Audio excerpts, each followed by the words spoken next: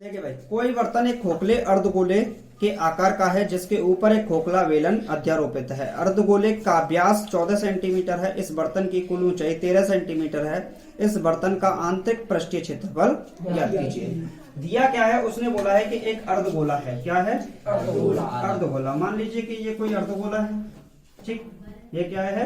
Hemisphere बोलते हैं, hemisphere, गोले का आधा। ये कोई अर्धगोला है। इस अर्धगोले के ऊपर क्या है? इस अर्धगोले के ऊपर क्या है? कोई बर्तन एक खोखले अर्धगोले आकार का है जिसके ऊपर एक खोखला बेलन है। इसके ऊपर क्या है? एक खोखला बेलन। तो ये एक बेलन बना दिया मैंने, ठीक। जैसा बना वैसा देख लो। ये हो गया कोई खोखला बेलन।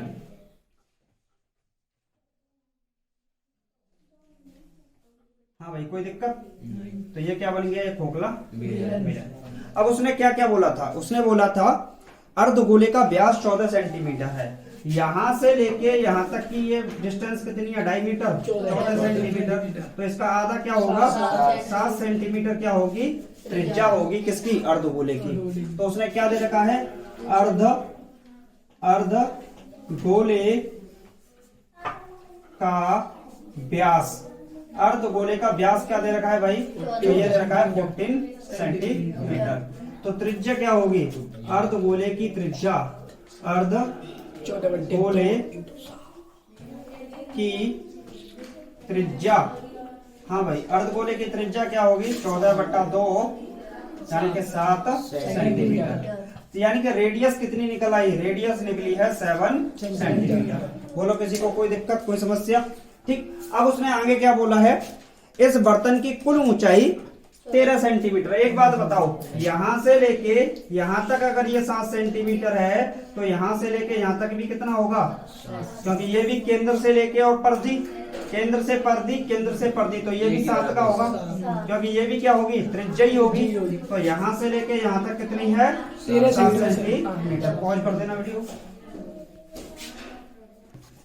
तो इसकी जो त्रिज्या होगी, पर केंद्र से परिधि तक कहीं भी जोड़ो वो उसकी त्रिज्या ही होगी। और उसने बोला क्या है? सवाल ने बोला है कि टोटल डिस्टेंस कितनी है? 13 सेंटीमीटर। अगर 13 यहाँ, 7 यहाँ से यहाँ तक हो गई तो ऊपर वाली कितनी होगी? 6 सेंटीमीटर होगी। देखो 6 और 7 कितने हो गए? 13। ये मत देखना कि ऊपर बड़ा है नीचे छोटा है ये डिस्टेंस, तो वो तुम चित्र अपने हिसाब से बना लेना।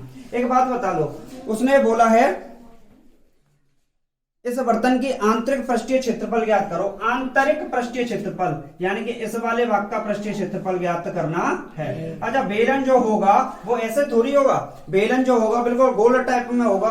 तो उसका मतलब है, ये मान लो कागज का बना हुआ है, तो इसमें कितना कागज लगा? और ये क्या है? ये भी कागज का ही है, तो इसमें भी कितना कागज लगा? ऐसे समझ लो। तो ये पूछ क्या रहा है?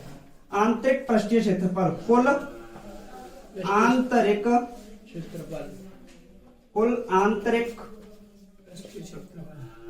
पृष्ठीय क्षेत्रफल, कुल आंतरिक पृष्ठीय क्षेत्रफल पूछ रहा है। इसका मतलब क्या है? बेलन का आंतरिक पृष्ठीय क्षेत्रफल, बेलन का आंतरिक पृष्ठीय क्षेत्रफल, आंतरिक पृष्ठीय क्षेत्रफल प्लस अर्धगोले का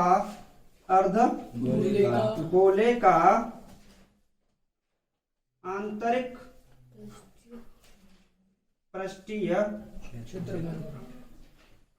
क्षेत्रफल। यही तो होगा भाई मेरे। जो बेलन है, बेलन का आंतरिक पृष्ठीय क्षेत्रफल और अर्धगोले का आंतरिक पृष्ठीय क्षेत्रफल। देखिए भाई, जो बेलन होता है, क्या होता है? बेलन का कर्व्ड सरफेस एरिया, आंतरिक पृष्ठीय क्षेत्रफल, इनर बोलो या आउटर बोलो यहाँ पर, तो ये क्या होता है? ये होता है 2πr/h। यही तो होता है बेलन का। और जो अर्धगोला होता है, अर्धगोला पूरा गोला होता तो पूरे गोले का होता है 4πr²। ठीक। और अर्धगोला है तो 4πr² का क्या हो जाएगा? आधा, यानी कि क्या हो जाएगा? 2πr²। तो यहां से कॉमन क्या आएगा?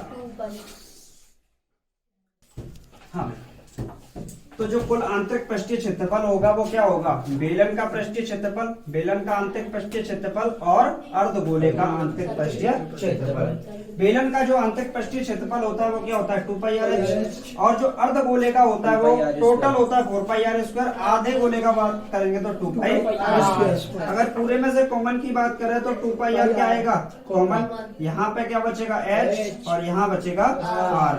2 पाई की वैल्यू कितनी होती है 7, r की वैल्यू कितनी दे रखी है 7, h की वैल्यू कितनी है, हाइट किसकी है, ये हाइट है बेलन की, और बेलन की हाइट कितनी है 6, और रेडियस कितनी है r की वैल्यू 7 से 7 कट गया, 22 दूनी 44 गुणे 6 और 7 13, 13 चौके 52 और 13 चौके 52 और 5 57, 572 सेंटीमीटर स्क्वायर। ये किसका क्षेत्रफल होगा, कुल आंतरिक पृष्ठीय क्षेत्रफल का होगा।